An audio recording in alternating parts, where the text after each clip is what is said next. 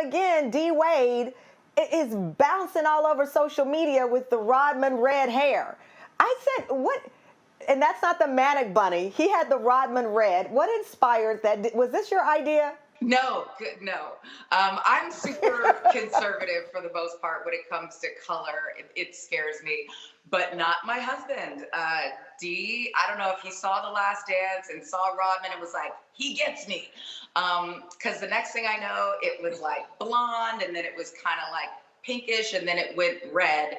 And then Zaya was like, yes, you get me. And Zaya has pink hair, and they're just happy as clams. And they're like, it's just hair. It's quarantine. If not now, then when? When you posted the photo with you and Kavya James, and you were caressing her in that skin-to-skin contact moment, and people didn't realize that that was a part of the process. And they thought, I read something, oh, well, you know, she's trying to pretend that she's having the baby. And you know me, I got the phone. I really wanted to find a few people. But that turned out to be a moment of educating people about the journey, and that skin-to-skin moment was so much more powerful because you were teaching people. Yeah.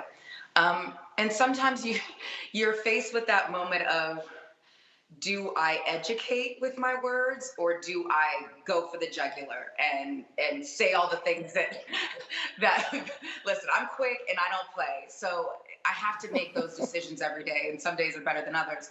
But in that case, you have to help people understand that this isn't just my journey, that skin to skin is an option, and all the benefits of skin to skin. And whether you have given birth and you want to do skin to skin, whether you have used a gestational carrier the way we did, a surrogate, you've adopted, that skin to skin can be a part of your journey if you want it to be. But giving people that information, for me, there's no point of me having gone through so many things where I felt so painfully alone and misunderstood, if at the end of that, I'm not going to share and offer community understanding and some visibility. And that's just basic. You know, that's the least you can do. Listen, you got me tearing up over here.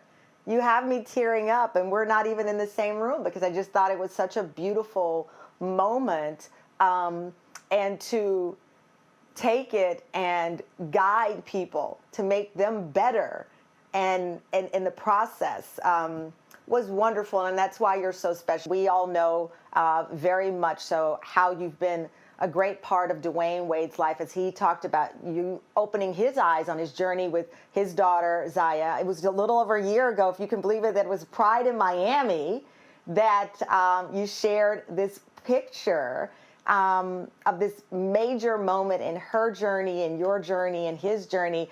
But you've said to people, listen, it feels odd to have you and Dwyane praised for supporting her when that is what people should do. Yeah, and it still feels uncomfortable getting any kind of recognition for loving your child and accepting your child exactly as they are.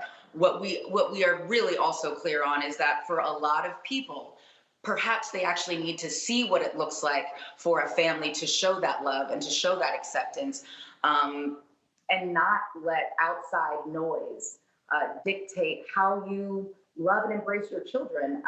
It is never an option to consider your children as disposable.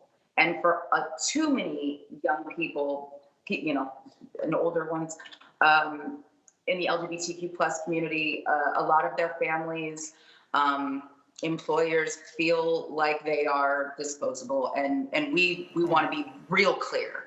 If you want to look at our family and how we are learning, we are educating ourselves, we are humbling, we are decentering ourselves out of the conversation, but showing you this is what love and support looks like while we take the time to educate ourselves so we know how to best provide resources and community and better love and accept not only our child, but the whole community.